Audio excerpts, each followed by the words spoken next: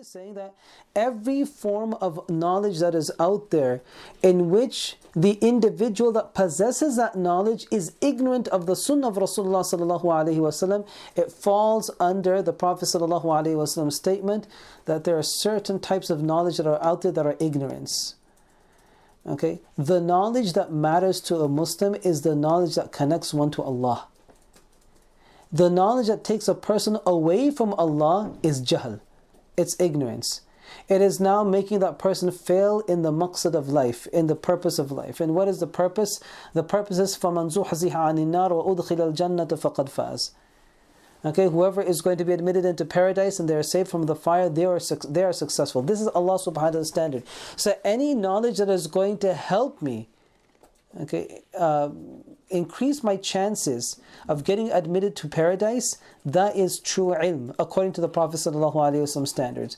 And any knowledge that is now going to take me away from that, is going to distract me from that, is not going to create a lack of importance for the hereafter, then that is jahl, that is ignorance. And a person needs to steer clear of that if they want to experience a good outcome in the hereafter. You know, the way I see it, today, because I'm going off on a bit of a tangent, today we as a community grade ourselves based on the material success of other people. Okay, how many times have we heard from our Muslim people that we're still here on earth and the non-Muslims have already reached, they've already reached the moon and now they're talking about Mars. So what happens is that when a Muslim's sight are turned away from Allah, then unfortunately trying to excel in doing good deeds doesn't matter anymore. Okay, and this is the sickness that we have been infected by. All of us are infected to a certain degree. I'm infected as well. We're all infected to a certain degree. That we see, that we somewhat drool over the material successes of the people of the dunya. Yet we do not become as excited when you come across people who are really excelling in the matters of religion. Say, for example, a person does 100 rakat a day in nawafil. How many of us are going to be excited over this than the new iPhone that comes out? Think about it. Okay, I mean, this last Friday, one person, a very old elderly individual, he came to me and he was just talking and he says that every day I do 100 rakat of nafil. And I was like, wow, how's that even possible? Okay, and he says that, what's so difficult about this? Allah Himself, He said, this is our maqsad in life, right?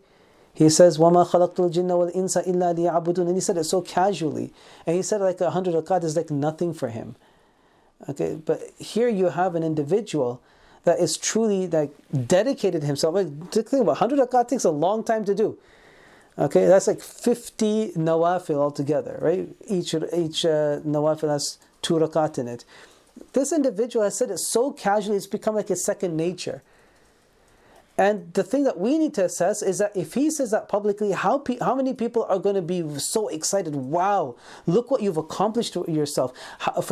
How many people will take this person in the same breath as Elon Musk, or in the same breath as Bill Gates? People are successful in the dunya. You won't. And how many people will attach the same level of importance that we attach to the people of the dunya? So the way I see it is that if we want to be the people of the dunya, then none of this really matters.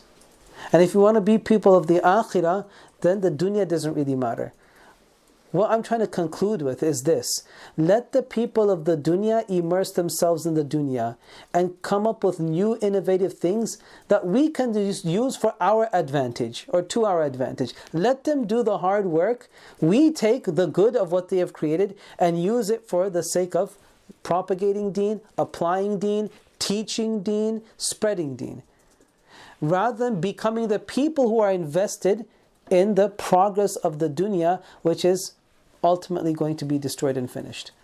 Okay, that's the message I want to give. Okay, so let the people of the dunya immerse themselves in the dunya, make progress in the dunya. We just sit on the sidelines as the people who are now being served. Okay, we'll take your product, you did all the hard work, Jazakallah khair, here's your money for it, and we are now going to use this to our advantage. in the progress of deen, in the teaching of deen.